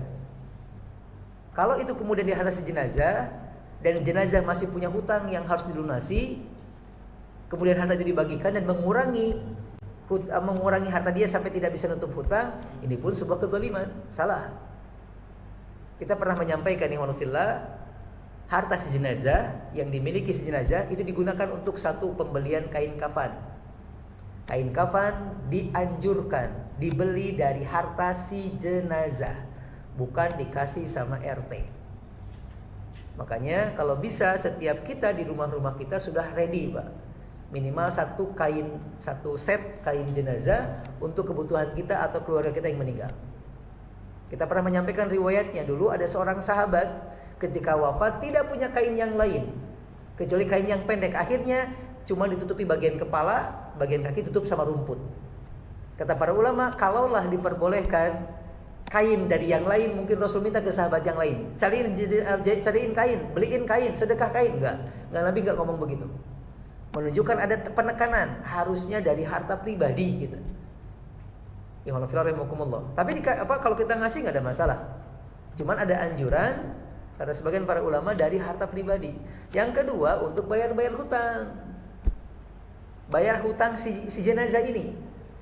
Karena kita pernah menyampaikan hutang yang dimiliki si jenazah ketika meninggal dunia, kalau tidak dibayarkan ini akan berakibat kepada si jenazah. Di kita hari ini ada sebagian orang yang bersemangat untuk ngurus harta waris, tapi tidak bersemangat untuk bayarin hutang si ahli waris. Ada anak-anak yang langsung dibagiin tuh Pak, tapi hutangnya nggak ada yang mau bayar gitu. Ini keliru, ini salah. Anak tidak ada kewajiban untuk membayar hutang ayah yang meninggal. Anak kewajibannya adalah membayarkan hutang dari harta si ayah, Pak. Bisa dipahami? Dari hartanya nggak ada kewajiban. Tapi kalau dia mau kemudian berlapang dada, berbagi, berbuat baik untuk ayahnya nutupin hutangnya, maka ini perbuatan yang terpuji dan sangat luar biasa. Tapi wajibnya enggak. Wajibnya tidak. Kecuali dari harta yang ditinggalkan. Jual rumahnya, jual mobilnya, jual apanya kalau memang ditinggalkan untuk nutupin hutang. Itu kewajiban anak. Ikhwan fillah rahimakumullah. Jadi tidak perlu kemudian ini. Kalau kemudian sudah terjadi dimasukin sakulah atau apa, ya udah Bapak infakkan aja ke yang lain, Pak. Masukin kotak amal atau kasih ke fakir miskin. Karena Bapak juga nggak miskin kan? Udah diambil kemudian kasihkan ke orang. Insyaallah itu lebih baik. Ya Allah. Berikutnya kemudian berkenaan dengan ada sebagian ritual atau prosesi yang pertama suka penyebutan nama-nama sebelum jenazah disolatkan. Maka sebagian mengatakan ini diperbolehkan, karena terkadang juga ada sebagian ulama yang membolehkan untuk merubah dhamir ketika solat, Pak. Contoh begini, kalau jenazahnya laki-laki maka kalimatnya Allahumma gfirlahu warhamhu wa'afihi wa'fu anhu. Hu gitu Pak ya. Tapi kalau jenazahnya perempuan maka bisa dirubah menjadi Allahumma gfirlaha warhamha wa'afiha wa'fu anha wa akrim nuzulaha wa wasi' madkhalaha waghsilha bil ma'i wal thalji wal barad. Jadi hu-nya diganti sama ha. Jadi boleh disebutkan untuk nanti perubahan dhamir. Tapi kalau kemudian tidak juga nggak ada masalah. Karena ketika dhamirnya hu kembalinya kepada jenazah.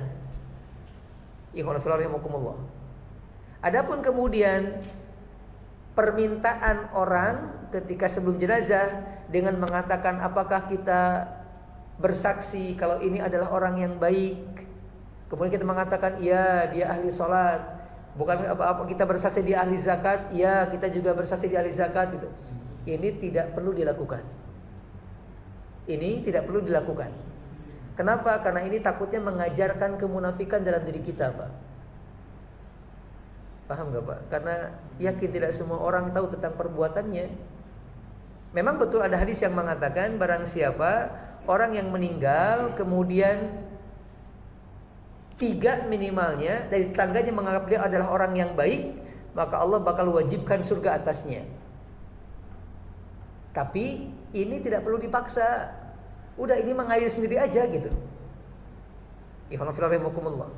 Tidak perlu kemudian disebutkan kebaikannya lalu meminta orang untuk bersaksi atas kebaikannya. Ini perbuatan yang tidak perlu dilakukan. Karena kata para ulama, hadis yang menunjukkan tentang itu adalah kebaikan yang diucapkan itu ngalir gitu, Pak. Ngalir, enggak ada tuntutan, enggak ada permintaan. Kayak kita mungkin ketika ada orang yang meninggal sudah sekian lama, kemudian ketemu dengan teman kita, oh iya ya si fulan tuh dulu ketika hidup dia suka begini. Nah ini yang diharapkan tuh Pak. Bukan ke dalam kondisi yang semua orang ngumpul ditanya gitu. Karena kalau begitu orang mengatakan tidak, bisa repot nanti. Kita saksi dia orang ahli sholat, oh bukan dia mah begini, wah bisa perang nanti kalau gitu Pak. Dan bisa mengakibatkan permusuhan di antara manusia, waliyadzubillah. Wallahu a'lam bishawab. Itu barangkali. Mudah-mudahan cukup.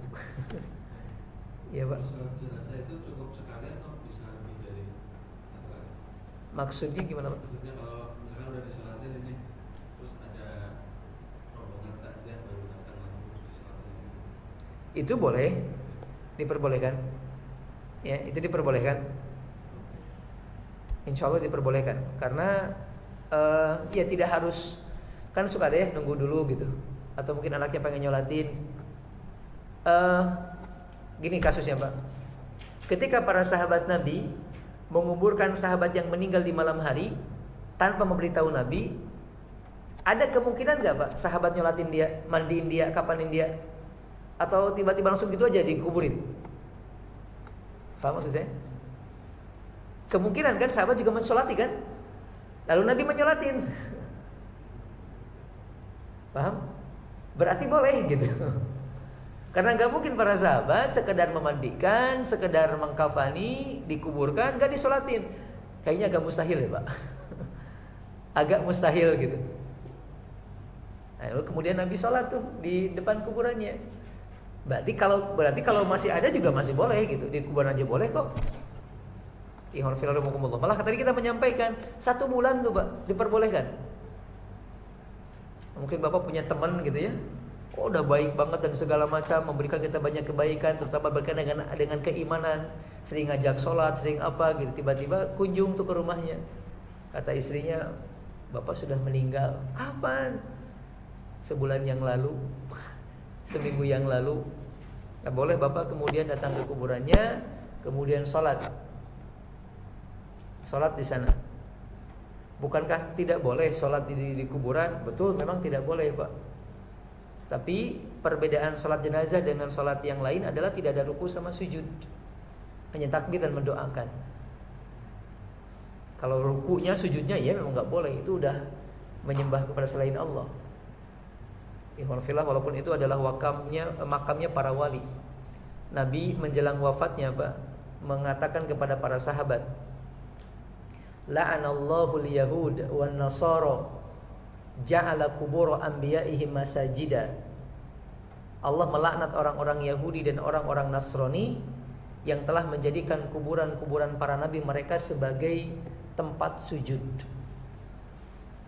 Atau dalam hadis yang lain dilarang untuk sholat menghadap kuburan. Ada jelas hadisnya, terlarang. Maka yaitu bedanya karena ada ruku sama sujudnya. Dan tidak boleh juga kita kemudian melakukan hal seperti itu. Karena hari ini banyak sebagian orang yang niatnya ziarah, tapi ketika dipimpin sama orang yang tidak tahu tentang adab ziarah, nyuruh mereka untuk sholat 2 rakaat di hadapan kuburan itu. Kemudian sholat, gak tahu bacanya apa tuh. Gak tahu sholatnya juga sholat apa. Kemudian duduk, kemudian doa, nggak tahu doa apa. Ini sholatnya terlarang Pak. Ikhwanillah. Etika ziarah itu cuman, kata para ulama, intinya ziarah cuma 2 Pak. Cuma 2 intinya. Sisanya nggak ada. Intinya cuma 2. Terpenuhi 2 ini selesai. Apa yang pertama adalah ziarah itu punya tujuan untuk mengingatkan kita akan kematian. Jadi kalau ziarah tidak menumbuhkan rasa takut kepada Allah, ini berarti ziarahnya bohong. Tujuannya kan begitu, untuk mengingatkan kita akan kematian, menyadarkan kita dari kelalaian selama ini Pak. Yang kedua, mendoakan saudara kita yang sudah meninggal dunia. Ketika yang terjadi adalah kebalikannya, ziarah adalah jalan sarana untuk jalan-jalan, rekreasi. Ntar dulu. Apalagi kalau kemudian ziarah bukan untuk mendoakan si jenazah tapi meminta doa. atau berdoa kepada si jenazah, ini lebih berbahaya. Rahimakumullah. Kayak di film-film itu ya, curcol ya, YouTuber. Cur apa? Betul. Curcol itu apa? Iya, dia apa? Keluh kesah di kuburan. Itu nggak boleh, Pak. Nah, film-film itu sering tuh kayak gitu. Emang begitu, Pak. Itu pendangkalan akidah nantinya kesananya, Pak. Dampaknya. Itu nggak boleh ya, Pak? Nggak boleh, Pak. Pak, dulu ketika Bapak ada kami bahagia, sekarang Bapak nggak ada kami sengsara. Enggak. Enggak. Tidak. Ada Bapak, nggak ada Bapak yang ngasih rezeki siapa? Allah. Kita aja yang terlalu takut gitu. Enggak. Kalau di masjid itu sering tuh ya, kuburan tuh di depannya apa? Di depan apa? Masjid ada kuburan. Iya. Berarti di depan kuburan dong, boleh nggak? Pertama, sholat yang langsung berhadapan dengan kuburan nggak boleh, tidak boleh. Yang kedua, dilihat dulu duluan mana antara kuburan dengan masjid. Kalau duluan masjid, kemudian ada kuburan di sekitar masjid, nggak ada masalah, ya. Kenapa nggak ada masalah? Karena masjidnya sudah ada duluan, bukan untuk penyembah kuburan. Tapi kalau kemudian masjid itu didirikan di sebuah kuburan karena ada kuburan tertentu, ini perlu diantisipasi, Pak. Ada kemungkinan tujuannya bukan karena Allah, karena ada sosok itu, Pak. Ada kemungkinan, bisa dipahami. Ada sosok yang dianggap dimuliakan gitu, Pak. Namun berbicara masalah hukum, yang ana pahami masih dianggap sah sholat. Yang penting ada sekat, ada dinding yang memisahkan antara tempat sholat dengan kuburan. Tapi kalau berhadapan langsung enggak. Yang anda tahu haram hukumnya, kecuali sholat jenazah. Ada beberapa riwayat kalau tidak salah di mana ya? Sebentar, saya pernah simpan. Mudah-mudahan masih ada, mudah-mudahan.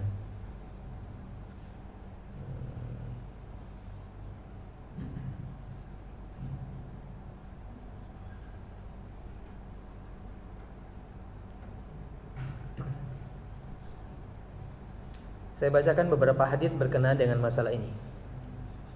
Ya Allah, Nabi mengatakan, la tusallu ila qabrin wa la tusallu ala qabrin. La tusallu ila qabrin wa la tusallu ala qabrin. Jangan kalian salat mengarah ke kuburan dan jangan kalian salat di atas kuburan. Ya Allah, bisa dipahami? Jangan sholat menghadap kuburan, jangan sholat di atas kuburan. Ya Allah. Kemudian berikutnya, Nabi juga mengatakan, la tusallu ilal kuburi wa la tajlisu alaiha. Kalian jangan sholat menghadap kuburan dan jangan duduk-duduk di atas kuburan. Jangan sholat menghadap kuburan dan jangan duduk-duduk di atas kuburan. Ini kebiasaan kita kalau nunggu jenazah dikuburin suka duduk di ininya, Pak. Itu bukan etika seorang muslim. Itu hadis yang kedua.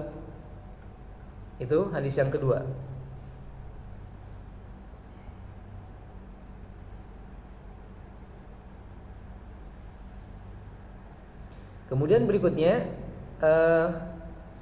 ada hadis yang lain, mana ya? Saya lupa hadisnya. Mudah-mudahan di sini nih. Nabi mengatakan, al-ardu kulluha masjidun illal maqbarata wal hammam. Bumi itu semuanya bisa dijadikan sebagai masjid kecuali kuburan dan kamar mandi. Kemudian juga ada di hadis yang lain yang mengatakan bahwasanya tapi hadisnya agak dhaif. Nabi dikatakan bahwasanya Ibnu Umar naha Nabiyyu sallallahu alaihi wasallam an yusalliya fi sab'i mawatin. Nabi melarang kami untuk sholat di 7 tempat. Yang pertama al-mazbalah, tempat membuang sampah. Kemudian al-majzarah, tempat penyembelihan hewan. Al-maqbarah, tempat kuburan. Wa qari'atit tariqi, wa qari'atit tariq, tengah jalan Pak. Wal hammam, kamar mandi.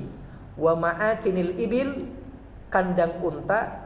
Wa fauqa dhahri baitillahi, di atas Ka'bah.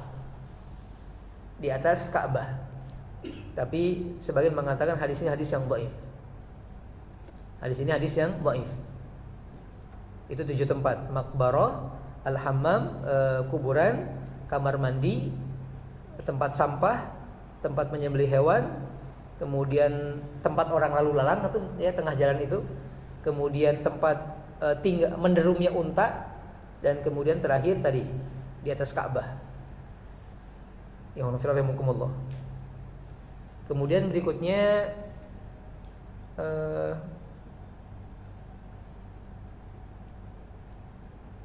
mana ya? Itu, iya 3 hadis terutama. Jadi kalau bisa ketika melihat sebuah masjid lalu ingin sholat di dalamnya, lalu ada kuburan Pak, kalau bisa sih dihindari. Tapi kalau tidak ada tempat yang lain dan terhalang oleh dinding, maka ini masih diperbolehkan dan sholatnya sah, insya Allah. Cuman mungkin kalau was-was gitu. Sebagian orang beranggapan bahwasanya bolehnya menguburkan jenazah di sekitar kuburan dengan kasus atau dengan kisahnya Nabi Muhammad yang Masjid Nabawi, kemudian Rasul meninggal kan dikuburkan di rumahnya Aisyah, malah di kamarnya Aisyah. Ya Allah. Tapi perlu kita ketahui, ketika kita ke sana kan kita sholat nggak menghadap itu Pak, tetap menghadap Ka'bah gitu. Kuburannya sebelah sini gitu. Enggak di depan, enggak gini, enggak, tapi di sini di samping gitu mah gitu. Ya Allah. Maka ini enggak bisa jadi dalil. Yang kedua, Nabi dikuburkan di sana karena memang ada riwayat yang mengatakan bahwasanya setiap para nabi itu dikuburkan di tempat meninggalnya. Dulu kan sempat ramai juga ketika Rasul wafat, mau dikuburin di mana? Apakah beliau dikembalikan ke Mekah sebagaimana tempat lahirnya, ataukah dikuburkan di Baqi, tempatnya para syuhada gitu. Itu perdebatan yang cukup lama. Sampai kemudian seorang sahabat mengatakan, saya pernah mendengar Nabi mengatakan setiap nabi dikuburkan di tempat meninggalnya, dan Rasul meninggal di kamarnya Aisyah, maka dikuburkanlah di sana. Jadi boleh dong menguburkan di rumah sendiri gitu. Ya boleh kalau mau Pak, silakan. Kalau mau Mas silakan gitu.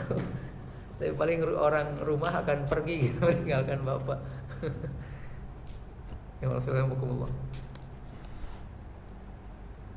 Yang terbaik adalah menguburkan jenazah untuk kita Pak, khusus untuk kita adalah di kuburannya kaum muslimin, tidak bercampur dengan orang-orang yang non muslim di dalamnya. Karena dalam sebuah riwayat, ruh dengan ruh itu bisa bertemu Pak. Ruh dengan ruh bisa bertemu. Ya mudah-mudahan ketika kita dikuburkan di tempatnya orang-orang beriman, maka ya gitu bisa reunian. Malah kata para ulama bisa juga terjadi ruh orang yang meninggal bertemu dengan ruh orang yang masih hidup, tapi hanya dalam konteks mimpi Pak. Mimpi. Tapi kalau ini dibuka takutnya orang ngaku-ngaku nanti. Kan dulu kasus ada seorang sahabat meninggal dunia. Setelah meninggal ada sahabat lain yang bermimpi bertemu dengan dia. Dia mengatakan, "Fulan tolong saya. Kenapa? Saya masih punya hutang sama si Fulan, dan tolong bayarkan hutang saya kepada si Fulan. Berapa? Sekian." Bangun kemudian, besok pagi dicari nama si Fulan. Ketemu, ditanya, "Benar si Fulan punya hutang sama kamu sekian? Kok kamu tahu?" "Kok kamu tahu?" gitu. Persis Pak, jumlahnya persis segitu. Akhirnya kemudian dibayarkan hutangnya. Dalam sebuah ayat, ikhwanullah, orang yang mati dengan orang yang tidur sama-sama dipegang ruhnya oleh Allah Subhanahu wa taala. Ini yang jadi dalilnya kata para ulama.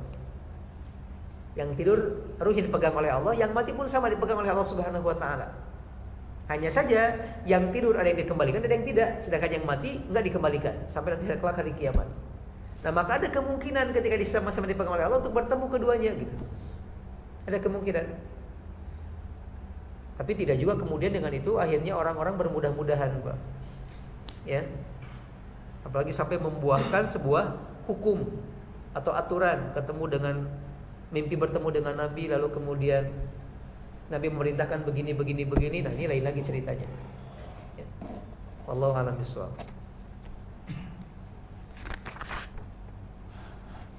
Ya, Pak. Kalau saya untuk pemakaman itu ditunda ya, Mas ya.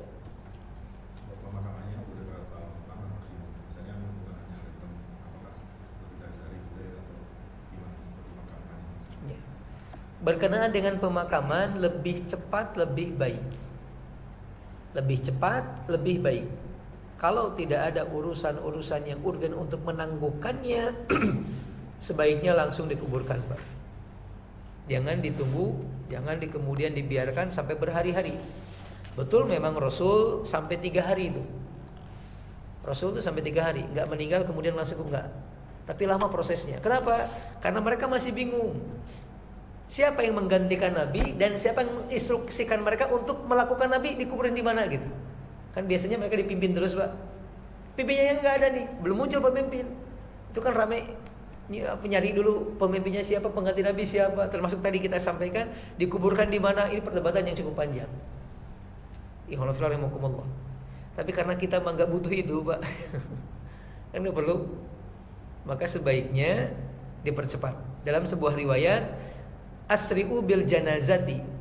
Percepat proses pengurusan jenazah sampai penguburannya. Karena kalau dia orang yang beriman, maka Anda mengantarkan dia untuk cepat-cepat dapat kenikmatan. Tapi kalau dia orang yang gak beriman, kebalikannya. Kalau gitu mending nanti dong kalau dia orang yang gak beriman. Enggak juga, karena nanti makin lama akan mengalami proses pembusukan. Dan itu akan sama seperti melukai orang yang masih hidup.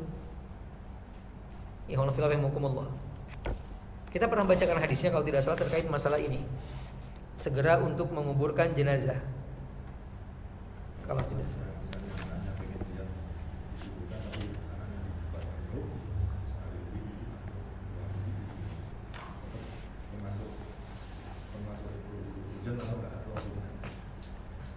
Mudah-mudahan tidak, Pak. Saya bacakan hadis lengkapnya yang tadi, Pak. Nabi mengatakan asri'u bil janazati fa in taku sholihatan fa khairun tuqaddimunaha ilaihi. Bersegeralah dalam menguburkan jenazah, karena kalau jenazah itu baik, maka kalian memberikan kebaikan yang segera kepadanya dengan kenikmatan alam kubur. Wa in taku siwa dzalika, tapi kalau dia bukan orang yang baik, fa syarrun tadaunahu an riqabikum.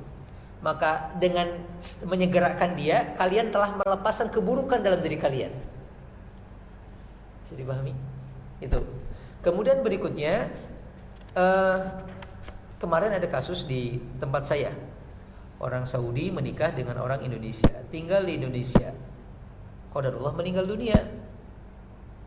Qadarullah meninggal dunia. Orang ini sudah punya keluarga di Saudi juga, Pak. Istrinya 2 dan punya anaknya sudah gede-gede. Ketika dikabari, mereka mengatakan tolong gitu. Jangan dikuburkan terlebih dahulu. Kami akan pulang, kami akan urus sekitar 3-4 harian. Repot kan, Pak? Repot gitu. Udah masukin ke rumah sakit katanya. Kemudian gimana lah kita yang siap bayar. Ternyata rumah sakit juga sulit. Kenapa? Karena di daerah kami rumah sakit yang punya freezer ya? Nggak ada. Kalaupun ada non muslim. Kalaupun ada non muslim ribet pengurusannya. Apalagi ini yang meninggal orang WNA. Akhirnya dialog. Udahlah akhirnya mereka mengikhlaskan untuk segera dikuburkan. Dan memang kita anjurkan demikian. Ini sebaiknya tidak diakhirkan. Kalau mungkin sekitar 1 hari lah, mudah-mudahan tidak lebih dari itu. Walaupun tetap kembali ke kaidah awal, sebaiknya tidak. Mudah-mudahan tidak apa-apa. Karena itu apalagi kalau yang meninggal ini punya penyakit, nanti bakal mulai pembusukannya lebih cepat gitu. Yang dikhawatirkan adalah ketika nunggu terlalu lama, kemudian mayatnya berubah menjadi bau dan segala macam, takutnya yang lain malah jadi beranggapan yang tidak-tidak. Oh jangan-jangan gitu. Sehingga dengan demikian nanti justru akan membuka aib si jenazah. Walaupun mungkin itu tidak pasti benarnya gitu. Tapi pernah kita sampaikan sebelumnya, menyakiti orang yang sudah meninggal itu sama seperti menyakitinya ketika dia masih hidup. Jadi menyegerakan jenazah merupakan sebuah kebaikan. Mengakhirkan pengurusan jenazah itu merupakan perkara yang bisa menyakiti si jenazah, waliyadzubillah.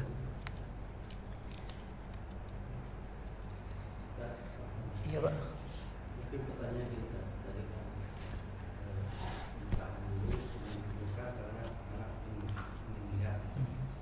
Sekarang adakah keutamaan keluarga anak untuk melihat mayat orang tuanya atau tidak? Kalau tidak kan artinya tidak ada keutamaan apa-apa, tidak ada apa-apa, ya udah dikuburkan aja. Nah sekarang kan yang sering banyak itu juga, Betul. oh anakku pengen lihat dulu. Tidak ada. Tidak ada keutamaan tidak apa-apa, ya sudah. Tidak ada Pak. Tidak ada keutamaan. Yang Ana ketahui, Ana belum pernah menemukan satupun riwayat tentang keutamaan seorang anak yang melihat wajah ayahnya ketika meninggal. Ana belum menemukan Pak. Ana belum menemukan. Yang Nabi pernah katakan itu kalimatnya ketika ada yang meninggal, lalu Nabi tidak dikabari, Nabi mengatakan ala taf'alu dzalik. Jangan lakukan itu lagi ya, kata Nabi. Kalau ada yang meninggal di antara kalian dan aku masih ada, kabari aku. Nabi bilangnya begitu, Pak. Kabari kalau akunya ada. Kan dikabarinya sudah. Tapi dianya enggak ada gitu. Jauh di sana gitu ya, alhamdulillah. Yang salah adalah Ihwanafillahimakumullah, Allahumma musta'an.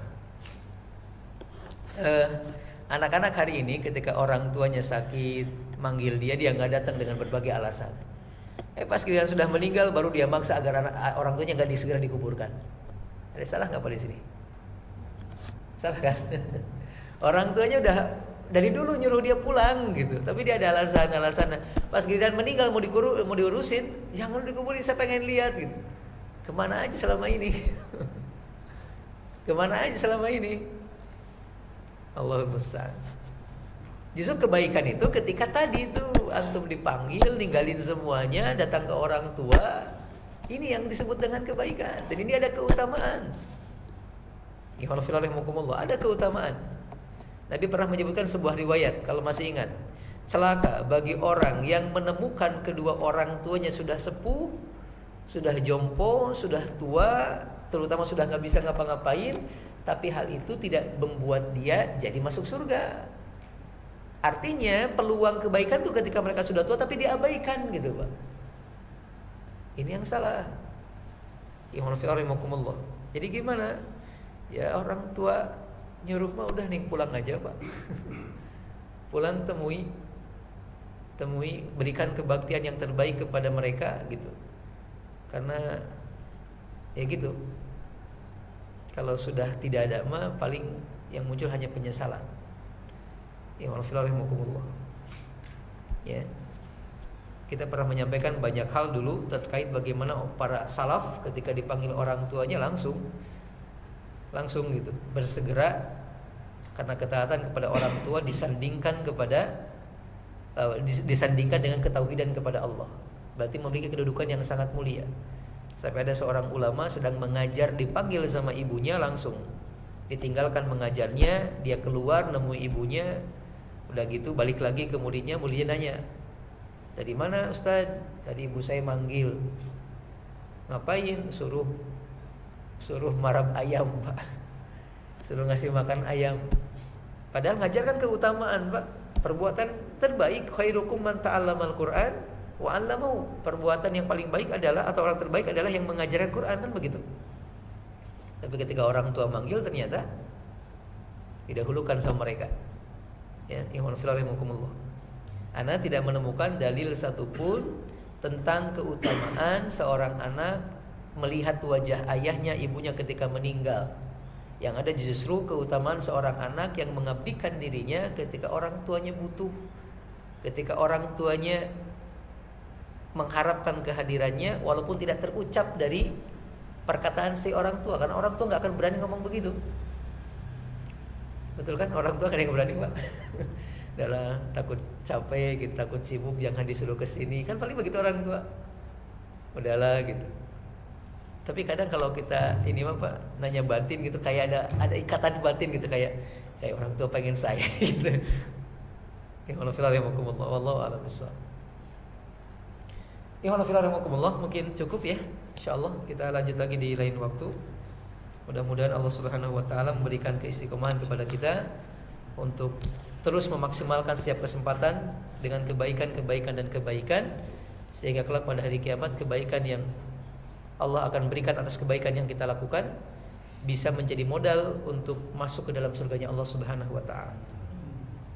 Innallaha wa malaikatahu yusholluna 'alan nabi ya ayyuhalladzina amanu shallu 'alaihi wa sallimu taslima. Allahumma shalli wa sallim wa barik wa an'im wa zid 'ala nabiyyina Muhammadin wa 'ala alihi wa ashabihi wa man tabi'ahum bi ihsanin ila yaumiddin. Rabbana la tuzigh qulubana ba'da idh hadaitana wa hab lana min ladunka rahmah innaka antal wahhab. Allahumma ighfir lil mu'minina wal mu'minat wal muslimina wal muslimat al ahya'i minhum wal amwat bi rahmatika ya arhamar rahimin. Rabbana atina fid dunya hasanah wa fil akhirati hasanah wa qina adzabannar. Subhanakallahumma wa bihamdika asyhadu an la ilaha illa anta astaghfiruka wa atubu ilaik. Walhamdulillah.